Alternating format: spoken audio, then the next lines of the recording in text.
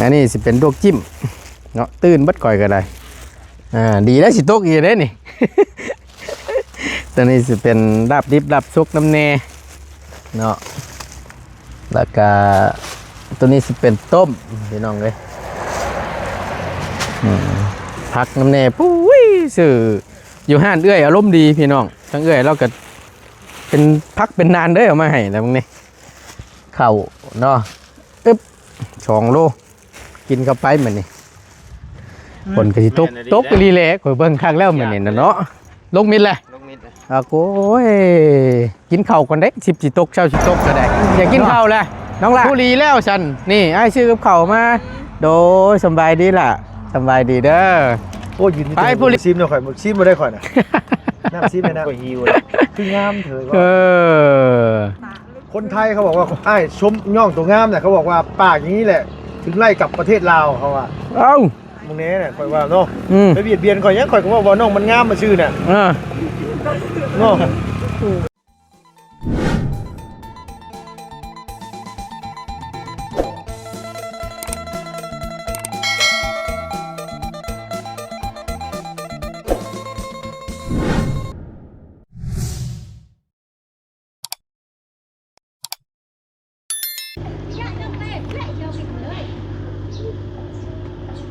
ฝนสิตกบ่หน่อยเนาะคือมืดแท้นี่จะว่าบ่ได้มันคือครึ้มแท้หรือว่าเพิ่นจูดให้จูดชวนแล้วมันควันขมุงขึ้นบ่เนาะมีชวนได้พี่น้องเอ้ยเอาหลังสงกรานต์กับฝนก็ตกได้คือกันได้เนาะนับมื้อแล้วเนาะหมอจอจั่นมาเลยฮอดเดือนฮอดลาวเพิ่นแหละพี่น้องเดือน5ลาวได้นี่เบิ่งนี่จังหน่อยยับอีกหน่อยนึงก็แม่นเดือน6แล้วพี่น้องตกก้าไทยพุทธนาแล้วบาทนี่จักสิว่าจังใดปีนี่สิได้อยู่เฮ็ดนาสมบัจัก ปีที่แล้วนี่บ่ได้เฮ็ดตั้งบ่ต้นก็ได้แต่ก็ซอยไปในอีกแห่งนึงเนาะเอาก่อนอื่นพี่น้องเอ้ยกราบสบายดีและสวัสดีเด้อพี่น้องสบายดีเบิดสู่คู่สู่คนบ่ว่าสิอยู่ในและก็ต่างประเทศก็ยินดีต้อนรับเข้าสู่ช่องประธานป้อง Channel คือเก่าคือเดิมเด้อพี่น้องเด้อนำเสนอคลิปก็อยู่เฮือนน้องหลานน้อยเพิ่นพี่น้องเอ้ยก็พอดีเนาะทั้งประตูนก็มื้อนี้เนาะก็มีทางแม่ใหญ่ใจดีกับทางพ่อเพิ่นก็เป็นทางแม่ครูมาลาและพ่อบุญมาแสงวิสัยเนาะที่ทางพ่อกับแม่เพิ่นก็มีน้ำจิตน้ำใจเนาะก็ได้ฝากเงินมาแล้วให้ทางประตูนเป็นสะพานบุญให้ก็คือนี่แหละซื้อกับข้าวกับน้ำสู่ทางทีมงานน้องนุ่งเนาะทั้งน้องน้ำน้องหลาน้อยเพิ่นแล้วก็ทั้งนี่แหละประตูอาริยะว่าสันสู้ว่าสันสู้กันกินเด้อว่าสันทั้งแม่เพิ่นก็อยากเลี้ยงอยากซื้อกับข้าวกับน้ำเลี้ยงแต่ว่าทั้งทีมงานเขาก็ยังเดือก็เห็นมีทั้งอาจารย์ลาวแล้วก็เบาได้เนาะแล้วก็ทั้งลุงเฮิมพี่น้องแล้วก็ทั้งประตูนก็3-4 คนแล้วก็นี่ละน้องน้ำแน่แล้วก็น้องหลาน้อยแล้วก็ได้ละผู้ใดว่างก็มากินน้ำกันผู้ดีทั้งประตูนจัดสรรเอาเพื่อเป็นการบ่เสียเวลาก็เอาเป็นชุดลาบว่าซั่นซะเนาะแล้วก็ลวกจิ้มพี่น้องจัดมาอย่างละ2เนาะแต่ว่าสุดอันลวกจิ้มนั่น3พี่น้องเลยก็มาสู่กันกินนี่แหละพี่น้องเนาะเอาก่อนอื่นทั้งประตูนก็ขอบบุญขอบคุณขอบขอบใจทั้งพ่อกับแม่ได้ๆเนาะที่มีน้ำจิตน้ำใจเนาะกับพ่อกับแม่เพิ่นก็ชดชอยได้หลายครอบครัวหลายๆเคสโดยตลอดมาและไว้วางใจให้กับทั้งประตูนเนาะเป็นสะพานบุญให้โดยตลอดมาก็ขอให้ทางพ่อกับแม่จงอยู่ดีมีแห้งเด้อความเจ็บอย่าสะได้ความไข่อย่าสมีปราศจากโรคภัยไข้เจ็บทั้งปวงทั้งใดเด้อแม่เด้อเนาะพร้อมครอบพร้อมครัวพ่อกับแม่ให้มาสำใดขอให้กลับคืนพาสู่ทางพ่อกับแม่100 เท่าพันเท่าเด้อบ่ว่าสิขึ้นเหนือลงใต้ก็ขอให้ตลอดปลอดภัยขอมีแต่คนหนักคนแพงเด้ออยู่ลำดุกลำดานไปนานๆถูกเนาะบ่ลายยาห้างบาทนี้อาจารย์เปิดรถให้เนี่ยพอดีซื้อเข่ามาแล้วก็มีเข่าน้ำเนยพี่น้องโอ้ยเฮ็ดยังไงนี่ ให้เครียดปานนั้นบ่อะไรฮะว่ามินบ่ได้แตกดอกอันนี้สิเป็นลวกจิ้มเนาะตื่นบัดก่อยก็ได้ดีแล้วสิตกอีกเด้นี่ ตัวนี้สิเป็นลาบดิบลาบซุกน้ำแน่เนาะแล้วก็ตัวนี้สิเป็นต้มพี่น้องเลยผักน้ำแน่ปุ้ยสื่ออยู่ห้านเอื้อยอารมณ์ดีพี่น้องทั้งเอื้อยเราก็เป็นพักเป็นนานเด้อเอามาให้แล้วมึงนี่เข่าเนาะ2 โลกินเข้าไปเหมือนนี่คนก็สิตกรีแลกข่อยเบิ่งครั้งแล้วเหมือนนี่เนาะลงมิดแหละโอ้ยกินข้าวก่อนได้10สิตกเช้าสิตกก็ได้เนาะน้องละหาถ้วยหาบ่วงมาดูนั่งมาได้สิเลี้ยงข้าวเลี้ยงน้ำได้มื้อนี่มาทาแกงหน่อไม้ก่อนบ่นี่กินก้อนนี่ตัวนั้นเพื่อสิได้แกงเดี๋ยวเอาไว้ตอนแรงก็ได้กินนี่ก่อนไปโดสบายดีอาจารย์พอดีแหละเนาะกะมากินข้าวกินน้ำน้ำกันพี่น้องเลยทั้งลุงเพิ่มกันยังบ่ทันมาอยู่พอดีโหลดคลิปจังหน่อยเพิ่นว่าคุยละถ่าน้องน้ำน้องยางมาจัดมาเลยล่ะเริ่มมันมีดิบชุกแล้วก็ลวกจิ้มก็ได้สู่น้องเพิ่นกินตามที่ทางแม่เราได้บอกกันแหละพี่น้องเนาะก็มานั่งกินอยู่นี่กระตูบหน่อยค่อยเบาอยู่นี่แหละทางประตูน่ะคือสิแม่นล่ะเพราะว่าน้องเพิ่นก็เป็นผู้สาวเด้กระตูบแก้มทางนี่ตูบน้อยค่อยเบาถ้าว่าคือเฮานี่ก็คำว่าผู้ว่าวนี่ก็กระตูบน้อยค่อยผู้สาวและมาหา พอหยอกพี่น้องเลยเนาะ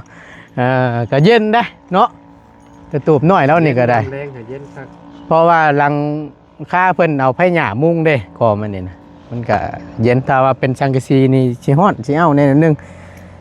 เดี๋ยวสิให้ทั้งน้องเพิ่นไปตามทั้งประตูอริยะเพิ่นมากินน้ำกันก่อนเนาะอาจารย์กินข้าวกินน้ำก่อนจังหวะกับไปเอิ้นเบิ่งเนาะพอดีอยากให้กินน้ำกันนั่นแหละพี่น้องเลยแนวแซ่บๆกันได้สู่กันกินถ้าเจ้าหิวกันแล้วบ่บ่าย2 โมงแล้ว ตาไล่เลยทั้งบ่ไล่ดิกะ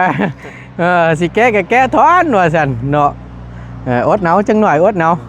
เนาะเบิ่งโทรถามทั้งลุงเพิ่มมันก่อนจังหน่อยเพราะว่าทั้งประตูเดินออกมาก่อนนะพี่น้องโทรถามก่อนเด้อกดลงมิดละลงมิดละโอ้ยบาทนี่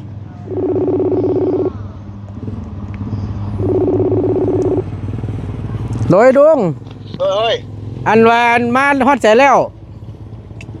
มาฮอดใจแล้วนี่โอเคสันมากำลังเสียน้องหลานน้อยเพิ่นอันเอาถ้วยเอาบ่วงมาแกะอยู่มาเด้อโอเคมาไว้ปลุกมาแล้วบ่ได้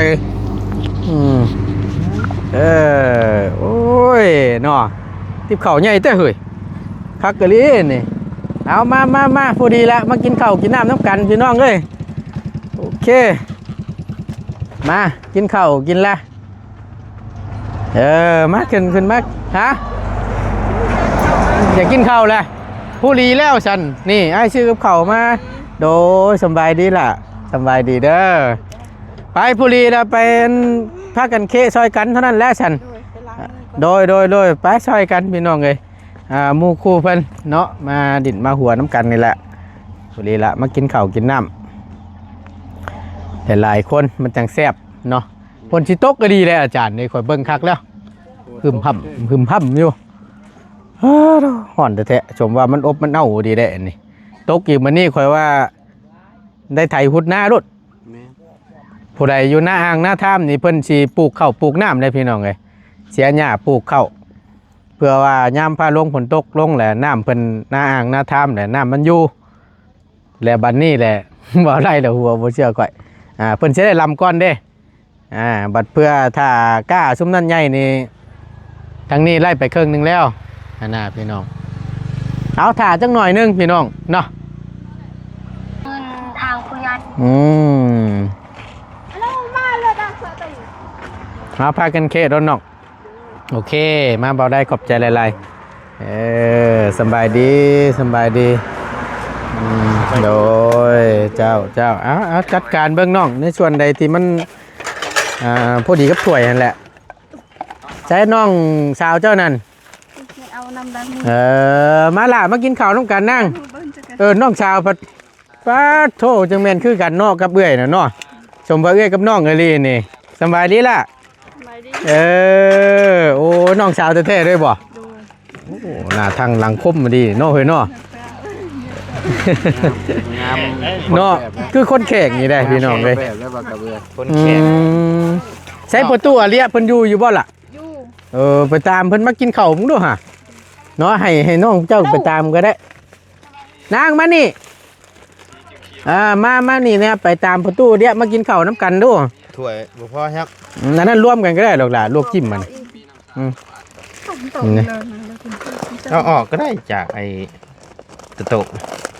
วางใส่ถาดนั่นพื้นแล้วบ่ ไอ้ชาดได้แล้ว เอาลองเบิ่งให้น้องเพิ่นจัดกันเบิ่งก่อนมีน้ำชงน้ำชุบน้ำต้มน้ำแน่ เรียบจอไม่โต๊ะเรียบนี่แหละน้ำซุปโอ้ยโอเคเบลอันนู้นเรียกแต่งานอีกบ้างครับ บัดนี้แหละน้องเราสิให้ใช่แต่เฮาบ่แล้วฮะเขาแห้งเด้อน่ะกะมังคือกันได้เฮาก็ได้ มาแล้วเงือมาแล้ว มันมีลิฟต์และชุกได้ล่ะแยกกันก็ได้ บ่เป็นหยังเดี๋ยวค่อยแบ่งเงาะเดี๋ยวค่อยเอาบ่วงแบ่งเงาะ ฝนตกปิดอัง ฝนตกเลยน่ะแม่นอลีน่ะอาจารย์เครื่องในรถน่ะ เนาะ เอาถอยก้นไปทางใดก็ได้อาจารย์เด้ ถอยไปใช้ มีบ่หม่องมัน มึงมีแล้ว เนาะยาก เป็นยังเอา พี่ เข้า น้อง ในรถ มาลุงมาเอาผลคือเห็นรถเจ้าคือมีแต่มิดผล ทันอยู่ อยู่ใช้น่ะ บ้านเฉลียวได้ น่าคอยเว้าอยู่ มีหมองไปยังว่าอยู่ โอ้โห ตกห้ำเนี่ยไปใช้กูเป็น มา คนอื่นไปตามนะประตูบ่มาดอก นะ คอยไปตามนี่มา แม่นบ่ล่ะตามให้น่ะ ไป เราบ่เป็น โดย ตามประตู ประตูมากินข้าวนี่แหละกินข้าวกินน้ำน้ำกันนี่แหละ ชิมนะ โอ้ยืนนี่แต่เหิงกับบุซิมเนี่ยข่อยบุซิมมาได้ข่อยน่ะน้ำซิมเลยนะ ก็หิว คืองามเถอะ ว่า คนไทยเขาบอกว่าไอ้ชมย่องตัวงามเนี่ยเขาบอกว่าปากอย่างนี้แหละ ถึงไล่กลับประเทศลาวเขาว่า เอ้า มึงเนี้ยเนี่ยข่อยว่าเนาะ อืม ไปเบียดเบียนข่อยยังข่อยก็ว่าน้องมันงามมาชื่อเนี่ยเนาะ งามก็ว่างามติ ตะกี้เห็นตะกี้เจ้าว่าน้องน้ำงามมาตะกี้เนี่ยขี้ได้ตะกี้เนาะ โอ้ยจอยเรื่อง เอ้า ว่าตรงๆแล้วแหละ มีสันขาวขึ้นงามขึ้นเขาก็ว่างามเนี่ย จอยเหลืองเห็นบ่จนชื่อน้ำ อยู่ไอ้ผู้นั้นน่ะสงสัยแบบว่าเรามักนางน้ำแต่คนย่องน้องน้ำเลยเราอยากให้คอย อิจฉา กัดชีชงแบบนั้นแหละ โอ้ แต่ ย ว่าคนไม่ได้คิดอย่างกับน้องมันดีเลยพี่น้องงามเขาก็บอกว่างามเอาคุยพ่อในน้องมีผู้บ่าวผู้แพ้มีลูกมีผัวซะเขาว่าปีใหม่ผ้าไหม้เลยเขาว่านะ เนี่ยมันแหละ ปากอย่างนี้แหละถึงไล่กลับประเทศลาวถึงอยู่ประเทศไทยไม่ได้ไปฉันว่าเอ้าคอยว่าไปด่าน้องน้ำตัวไหนคอยว่า โอ้ยเมื่อยนำเลยเนาะเอาก็ยาเพิ่นหลอกลุงเอ้ย ด้วย เขาก็บ่มีจุดประสงค์อหยังกับน้องเพิ่นก่อมันนี่น่ะหักแพงคือน้องคือนุ่งนี่แหละเนาะใช่ล่ะเพิ่นนั่นแนวใดน่ะ มานางมาบ่ แค่หน่อยมา ใครอยู่หรอกมาอย่าแต่เพิ่นบ่กินแหละประตูนี่เอาจัดชั้นขึ้นเด้อได้ลุงเอ้ยขึ้นรถไปชูดเข้าแบ่งที่แบ่งทางกันจับเจือได้อเฮ้ยหมองนั่งก็ได้ ขึ้นไปจับเจือแล้วลุงเอ้ย คือบอกผมมา บ่คมใช้ธงบีนะ มีถุงมีบ่ มีได้เอ้ยเราแถมมาให้อยู่ประตูมากินข้าวน้ำกันมาสำบายดี กินแล้วบ่ข้าวน่ะ กินแล้ว กินแล้วโอ้ยกินแล้วว่าซั่นซื้อรับซีนมาสู่กินได้มื้อนี่ เอากินแล้ว อย่าเว้าจังซั่นได้กินน้ำกันได้เด้อ สั้นมาสิได้ขึ้นนะเด้ ขึ้นบ่ได้ขึ้นโดดแบ่งกันข้าวน่ะก็ได้ มาแม่น้องล่ะกินข้าวน้ำกันนั่ง จากคนว่าวันนี้กับเขาร่มดีคือบุคคลแซ่บแล้ว ฮะจักแหล้เฮ้ยเนาะเราก็ว่าเฮ็ดชุดสีมือเราคือเก่าหั่นแหละ เราเห็ดแล้วพูดว่าเขาน้องน้ำเขานี่บ่กินขมเลยเราเห็ดบ่ขม เพื่อ เราของเราทามอยู่เด้ เห็นบ่เราอันเตรียมมันนั่นไว้ให้อยู่ใช้ตุงบีนะ เห็ดทุงบีบ่นะ บ่ละตุงบีเห็นบ่ บ่เห็นเลย เอาแล้วพม่าคุณโอ้ยเนาะ เพิ่นแห่ง เพราะว่าเราเตรียมไว้ให้อยู่ก่อนมันนี่น่ะ ขึ้นแม่ เอาจัดเด้อให้เด้อจัดสถานที่พุตุมาได้ เจ้ากินข้าวกับหยังมื้อนี่ มาละน้อยมานั่งมาเร็ว โย่เฮ้ย ดอกไก่โอ้เอาไก่มาแต่ไส ไปนะเอาตกไปใช่ต้มนี่ ไก่มื้อวานนี่บ่อ๋อตะปิ้งไก่มื้อวานนี่ว่าซั่นฝนตกแล้วเฮ้ยพี่น้องฝนตกแล้วตุบ่ได้ตากหยังไว้บ่อยู่เฮือนอยู่ชานน่ะฝนก็นำลงมาได้บาดนี่มันสิเปียกหยังโมเมนต์หยังดอก บ่เปียกละ ยันว่าตากตากผ้าไว้แล้วมื้อเก็บก่อนเด้อ เน้นเขาจะบอกว่าจุดโกง เพิ่นเอากินแล้วก็จัดการโดดมาตู้มาเข้ามามีมากินน้ำกันนี่มาเออ กินเลย พากันกินเลย เอากินเยอะ บอกว่าเอากิน มาขับมานั่งมา ขึ้นมาล่ะขึ้นมากินข้าวกินน้ำมา ยับไปทางนั้นเลยยับไปทางนั้นเลย อืมเหงื่อเลยเด้อ เอาพักดู เหงื่อเอา ใจแล้วบาดนี้แซ่บแล้ว คักบ่ลง แซ่บแล้ว ได้การอยู่เนาะ จับแซ่บเลยแซ่บแล้ว ที่จริงน่ะเขาต้องเห็ดเงาไปทางนั้น แม่นให้ยับไป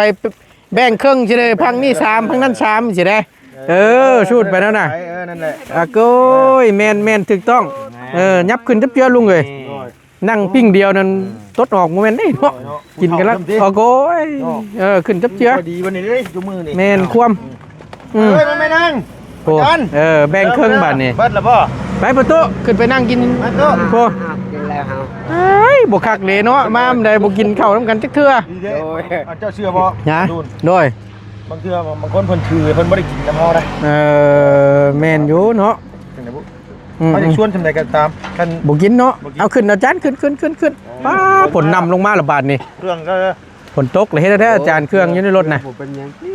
มัน มีถุงอยู่ เข้ายอดเลย เข้าบ่เป็นหยังอะไรหรอกมันก็ ตกโบเฮ้ย ฝนตกอันนี้ก็มีแต่ มาแม่บ่ตุน โดยกินก่อนด่ากินก่อน มาเด้อพี่น้องเด้อกินข้าว เนาะเอิ้นพี่น้องนี่กว่าเห็นว่าก็ได้ เด้อกินข้าวนำกันเด้อ FC หิวข้าวแห้งอีหลีนี่ฟังเว้านี่ พูดน้อยมั้ยเนี่ยน้องสาวยอดเนี่ย เยี่ยมแล้วสวยมาแบ่งมาถึงนี้ แบ่งกันลวกจิ้มลวกหยังน่ะ มีวะสวยไหมแกน้ำหน้าเพิ่นบ่ถึงเล่น เชื่อแล้วว่าเพิ่นคมเนื้อเนี่ยเพิ่นกินน้ำบ่เป็น อันนี้สุดกินมา มาโตะ เอา ชวนกินแล้วก็บ่กินก็จังหวัดเชื่อว่าจังใด เฮ้ยน้อง เอาด้วยรถ เฮ้ยน้องแน่น้องเจ้า กินอิ่มแล้วอาเมียนอยู่ชัย ว่าไม่เด้อ โดย กินอิ่มแล้วเอาไว้อยู่ไสบ่สิว่าง่ายกินข้าวอิ่มแล้วถ้ากินต่อนี่สิเอาไปไว้อยู่ไสเนาะมันอิ่มแล้วเนาะ อิ่มใช่ นะพี่น้องเอ้ย เพิ่นกินแบบว่าพอดีเนี่ยเพิ่นเช่าเลยนะ เช่าคือกัน ฝนตกแล้วพี่น้องเอ้ยพายุถล่มในแล้วบาดนี้ มาเด้อ โดยเอาเชิญแซ่บเอาคักๆเด้อลุงเด้อใช้หมักพริกน่ะมีอยู่บ่ พริกข้าว ฮะพริกข้าวพริกลิบมีอยู่บ่เฮือนน้องหลาน้อยนี่บ่มีบ่ เพิ่นเห็นอยู่ คน พริก มีอยู่ล่ะมีอยู่มารถ มีอยู่นี่ มารถ เอานี่พริกพริกยังไง ยันว่านี่มักลูกโลดลูกเด็ดนี่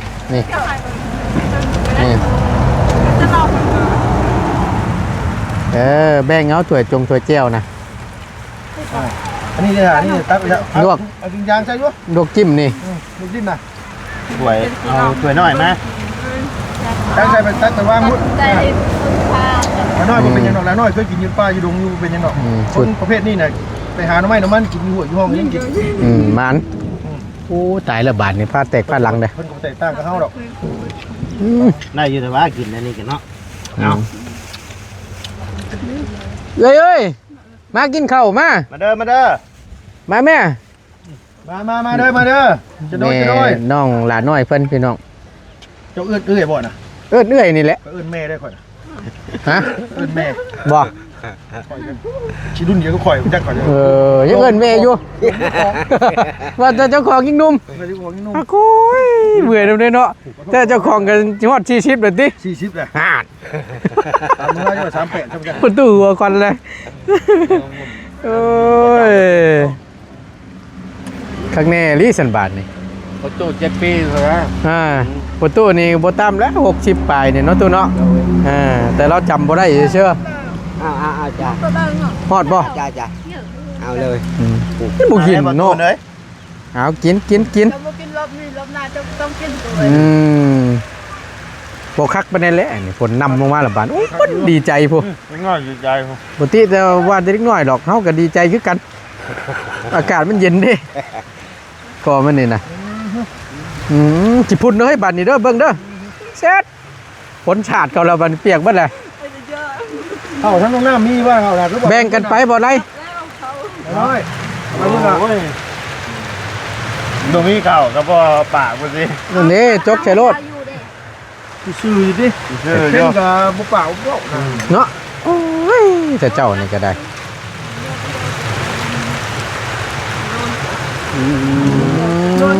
นำลงละบาดนี่พี่น้องเอ้ย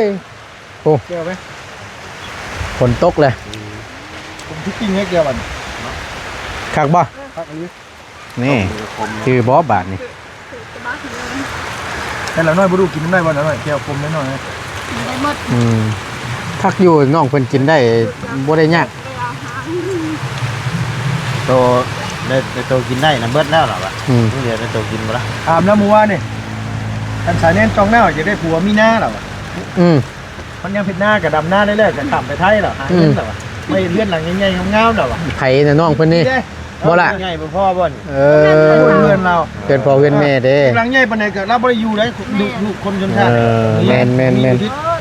ถูกต้องให้น้ำตาเป็นเลือดก็บ่ได้หรอวะ อยาก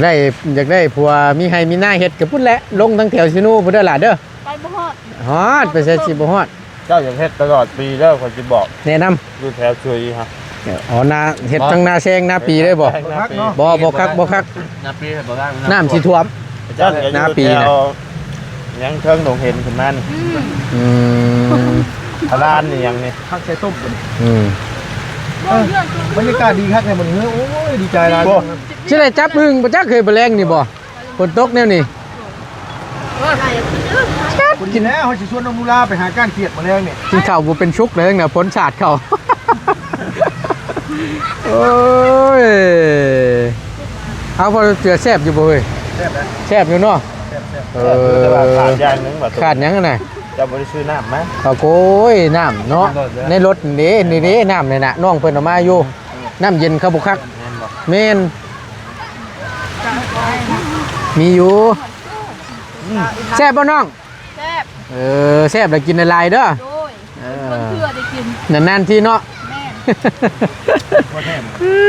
โดยแท้อันซิวนี่ก็แพงแล้วถึงทั้ง50 แม่นเอากินโดดกินให้แซ่บๆกินให้อิ่ม แกงหน่อไม้ ๆบ่มื้อนี้ กินดอกอาหาร มื้อนี้เปลี่ยนซะมื้อนี้เนาะเฮ็ด กันได้บ่เนี่ย เฮ็ดหยังเอ่ยน่ะ กลับกันกับข่อย น้องน้ำ กลับไป กันหยังอ่ะน่ะกันพล กันคนว่าให้ตกใส่น้ำต้มเลย นี่หัวดิเป็นแปลกๆแค่น้องน้ำบาดนี่ ว่าเป็นคนฉลาดเลยเนาะ ฮะ ยานเถิงที่ว่านี่ เอาต้อมเข้ากันนี่แหละเฮ้ยเนาะพื้นที่มันมีจำกัดจะได้สิยับไปกับฝนตก มาได้บ่ตื่นเลย นะ มาได้ ยังอยู่ ลงอะไร เอากินเนาะ มาลงมือ สายเน้นมันจองหน้าแล้วมันนั่งชิมมาเลยกินข้าวกินน้ำด้วยกันนั่นหรอ เนี่ยมันแหละเนาะให้ได้ซะเข้าห่วมปลากินปลาห่วมต้อนนั่นแหละเอากินเลย น้องนั้นนะว่าขัดฝุ่นตกนี่แรงนี่ไปก้านเขียดชวนมันแห้งหลายหรอ เขียนนอกบ่ลุงเอาแต่โคบมาละบาทในพลก็ได้ ฝนตกบ่ทั่วฟ้า โดย เมื่อกี้นี่อยู่บ้านนั้นเมื่อกี้นี่ อยู่บ้านเฉลวเมื่อกี้ ยับขึ้นมาพี่บาทนี่เนาะเอาค่อยไปค่อยมาเด้อเนาะถนนทางมันมืดมันดื้อเลยน้องกุ๊ก น้องโอ๊ก เอาเพื่อเป็นการบ่เสียเวลาพี่น้องทั้งประตูนก็สิได้ลำลาและขอจบคลิปก่อนเนาะเพราะว่าฟ้าลงฝนตกแล้วก็ย่านทั้งประตูนก็ได้สิได้ขอจบคลิปลงไว้เพียงสำนี้ก่อนเด้อพี่น้องเด้อเนาะขอบคุณหลายๆกินให้แซ่บๆเด้อพี่น้องเด้อทั้งบัดทั้งมวลก็บ่แม่นเงินเคยล็อกเป็นเงินทั้งพ่อกับแม่เพิ่นซื้อมาสู่ทีมงานกินและน้องๆเพิ่นกินในครั้งนี้ดงเอ๋ยก็เป็นทาง แม่ครูมาล่าแล้วพอบุญมาแสงวิชัยโดย ได้เนาะ ด้วยดีมีแห้งปีใหม่ป้าใหม่ เจ้า เนาะ ด้วย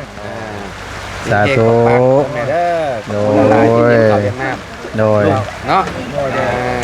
โดย อยู่ดีมีแห้งเนาะเป๋ารับประทานต่อบาทนี่เด้ออยู่ดีมีแห้งทั้งประตูนก็สิได้ล่ำลาแล้วขอจบคลิปลง